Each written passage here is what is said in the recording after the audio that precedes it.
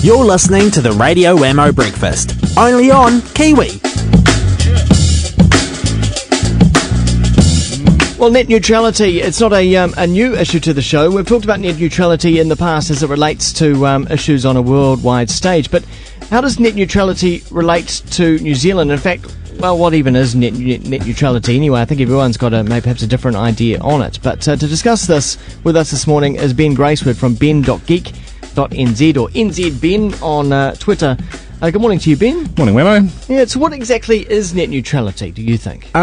You'd like to think that no matter what you're doing on your PC, connected to the net, Skype, email, photos of your granny, BitTorrent, that when it heads out the back of your PC, out the wire or the wireless, that it's not treated any differently to any other type of traffic. So it's delivered on time like everything else? Yeah, best effort, I mean, TCP/IP is a best effort protocol, but, it's you'd like to think that there's no one saying my Skype is more important than your Skype, or my emails are less important than if a Skype call by someone else. And that's the concept of net neutrality. The internet is designed to treat all traffic the same by default.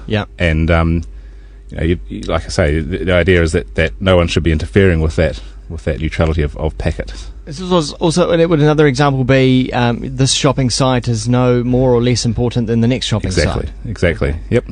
Now, there's currently issues going on, perhaps in America, more centred in America, around net neutrality. In fact, they're trying now to force or get something through Parliament or whatever they could. The ISPs, the big telcos in America are claiming that the idea of net neutrality doesn't allow them to protect things that are important, like phone calls. They say, but the reality of it is their revenue comes more from phone calls than it would from internet traffic. So they don't want people using Skype; they want them to make phone calls. Like any lobbying, they're saying it's for your own good, but you'd probably imagine that what they're really looking for is the ability to say, let's degrade Skype so that people use the phone more. Right. And they'll never say that, but this is the two sides of the argument that you see. Well, how neutral is the internet here in New Zealand? Well, the question I've asked to a bunch of ISPs is, do you do any of this? Do you treat Skype differently to BitTorrent or email? The answer from most is categorically no. What Orcon do is they try to make sure that everyone gets an even share.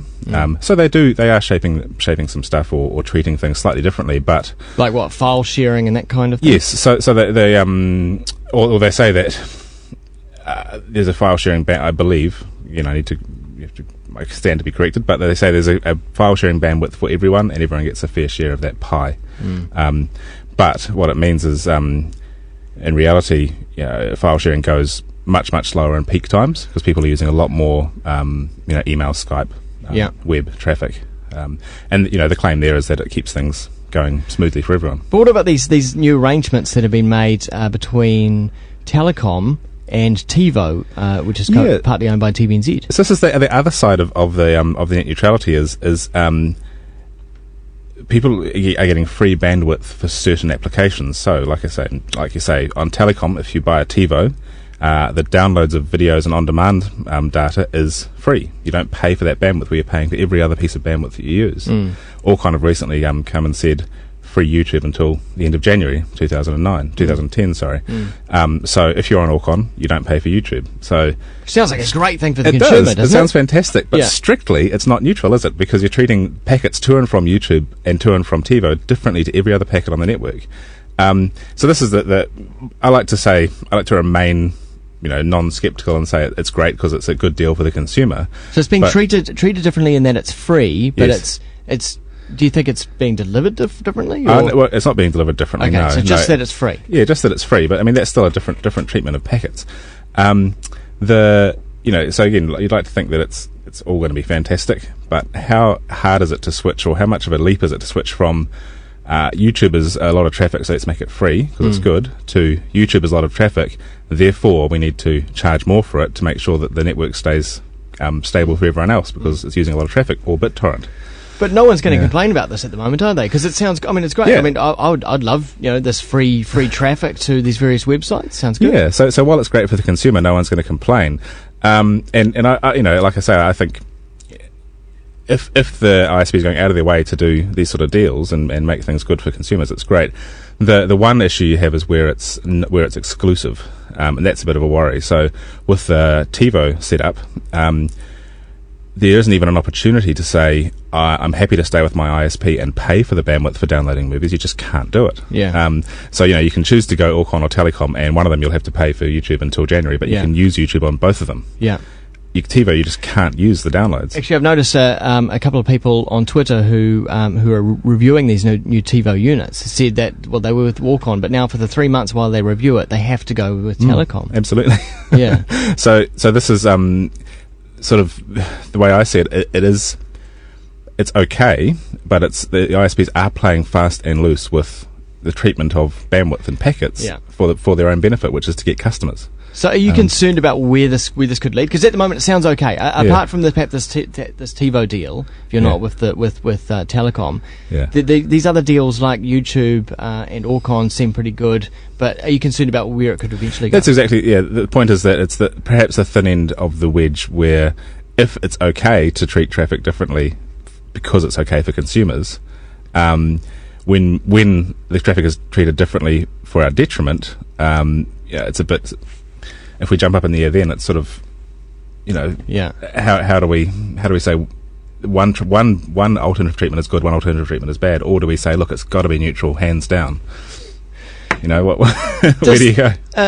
Just looking at another example overseas, does the issue of net neutrality rear its head when we talk about this issue of Rupert Murdoch getting some of his newspapers off the Google search news search and perhaps only exclusively with Bing and Microsoft? Is net neutrality come in there anywhere? I'd say not strictly, because it's up to, if I run a server, I can block traffic from a certain network if I want to, but it's pointless because it's reducing my audience.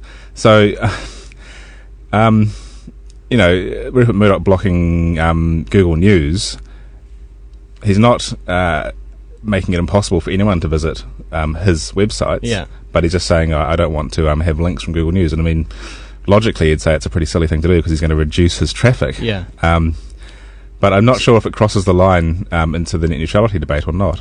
Let's just say, if we put it in New Zealand context, let's say the Herald decided to do exactly the same thing, that you could not search for any Herald stories via Google, and you had to go to the Herald website, and perhaps you even had to pay for some of those stories to actually view them.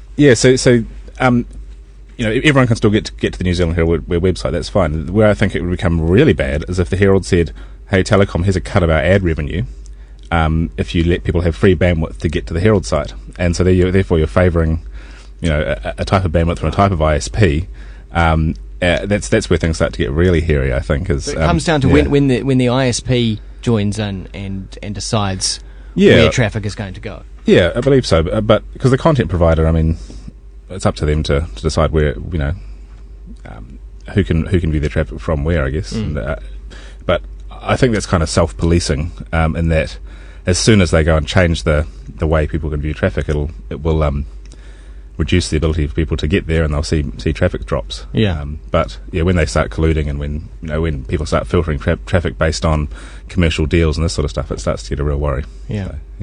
Very interesting. No doubt this story is going to develop further as we'll more keep an eye and on more. it. Exactly. Thanks very much, Ben.